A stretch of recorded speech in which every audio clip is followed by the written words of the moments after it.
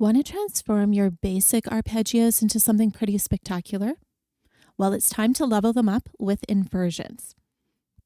Be sure to stay to the end since I'll be sharing something else that will level up your piano playing beyond these hand-over-hand arpeggios. If you missed my previous video on hand-over-hand arpeggios, check out the video up here. So when I talk about a hand-over-hand arpeggio, I'm talking about something like this.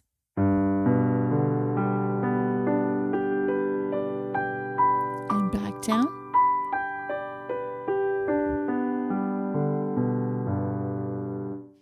Now you'll notice I held the pedals so that it created this beautiful ringing sound, and it's actually one of my favorite ways of doing this. And it shows how we can have our hands working beautifully together even if they're not playing at exactly the same time. Now hand-over-hand arpeggios, they allow you to play chords one note at a time, going up and then down the piano. So imagine that this same pattern, you're making it float across the piano. By the way, if you're new here, hi, I'm Rosemarie, online piano teacher and composer at Must Love Music, and welcome to the channel. Now here we've got a basic G major chord, but think of it inversions as rearranging furniture, same pieces or same notes, but a different arrangement. So for example, here we've got a G major chord, first inversion, second inversion,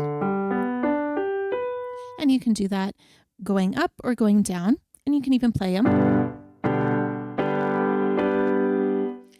If you need a refresher, be sure to check the video above. Each of these positions opens up a new possibility for movement, and I'm going to show you how to map out these inversions for easy playing. Are you or your child dreaming of learning piano, but you're a little worried about online lessons? I'm here to transform that uncertainty into musical confidence. My creative teaching approach includes hands-on exploration of the piano, fun improvisation activities, and original composition projects that express your unique voice.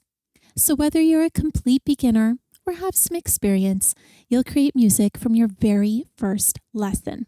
My supportive online environment makes learning accessible and enjoyable no matter your age or skill. Visit mustlovemusic.ca to discover how my unique approach can bring music into your life. Book your free meet and greet where we'll chat about your goals and make sure we're the perfect fit.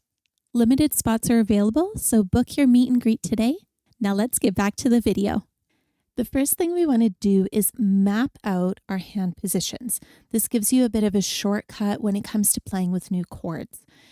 For example, when I see a chord in the music, my hand automatically moves into that position. So you will actually see my hand shape change as I'm visually scanning music because my hands already know the shape of those chords. And this is fantastic because rather than figuring out each note, my fingers kind of do the thinking for me. So let's start off with root position. We're going to start in G major here.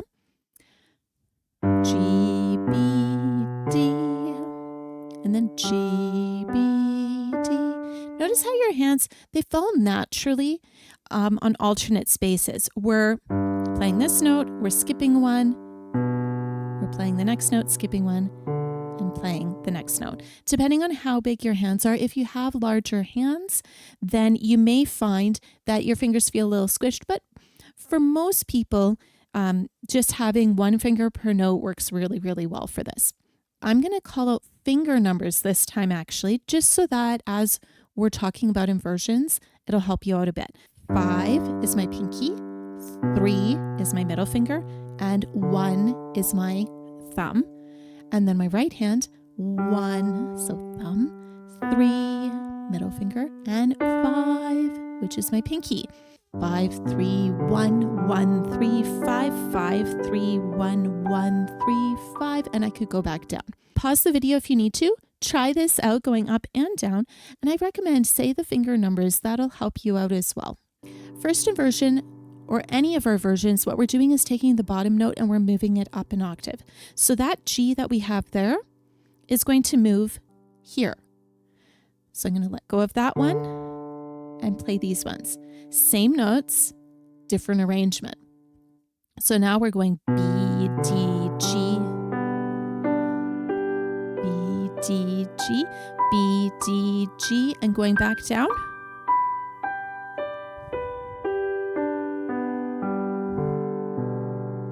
Now what you may notice is that I'm not necessarily using the 5-3-1 or the 1-3-5 that I used in the previous one. And that's because we have more space between our top notes.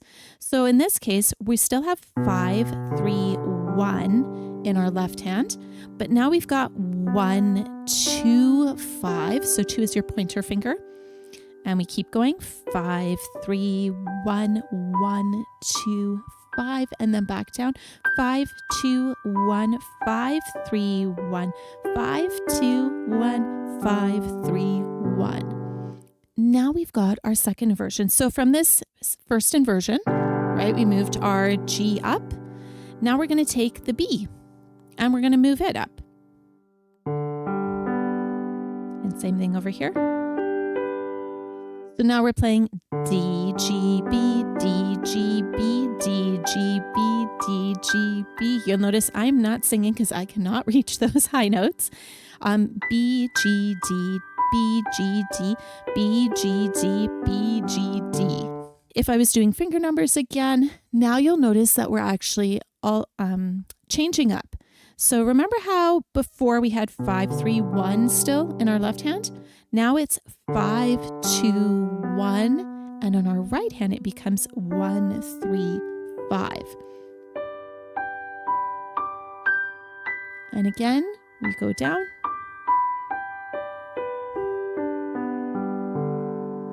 So you can see I've moved from going from here, right? And now all of a sudden I'm playing way up here. Right? I'm ending higher on the piano by using these inversions. Really focus on your hand shapes for each of those. I'd recommend pause, try each one of those, and focus on your hand shape. The more you can memorize that, the faster things will go. And as you're playing, just imagine almost like these brush strokes across the keys. Each movement is going to be very flowing into the next, and that's what creates that beautiful flowing sound that we really love about this pattern. So let's make a little magic happen. We're going to use that G major chord, and instead of playing,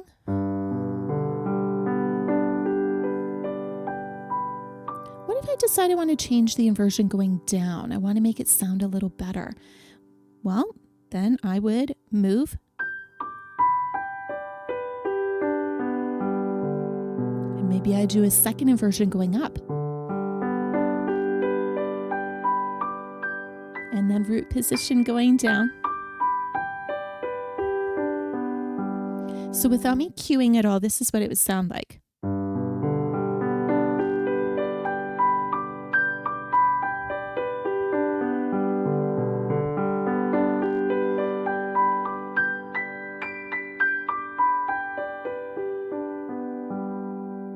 I've moved up a full octave and I've covered quite a bit of the piano. And because of those inversions, it sounds a little bit more interesting. So let's start slow because it's more important that we go slow versus fast and not smooth. So let's play that root position, G, B, D.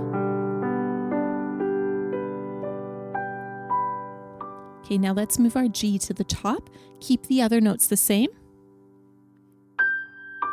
Going down. And I'm using that pedal to make it sound even more luxurious. So B is going to go to the top, other notes stay the same.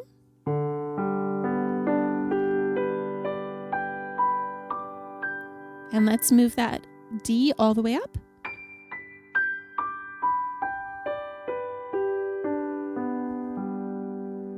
Go ahead and pause if you need to.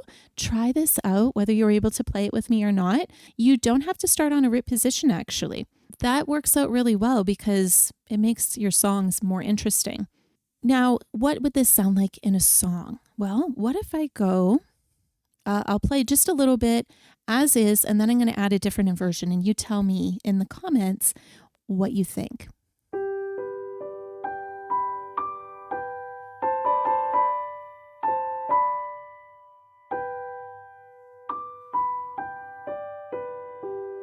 There's more to the song, but we'll leave it there. Okay, now I'm going to change one of the inversions.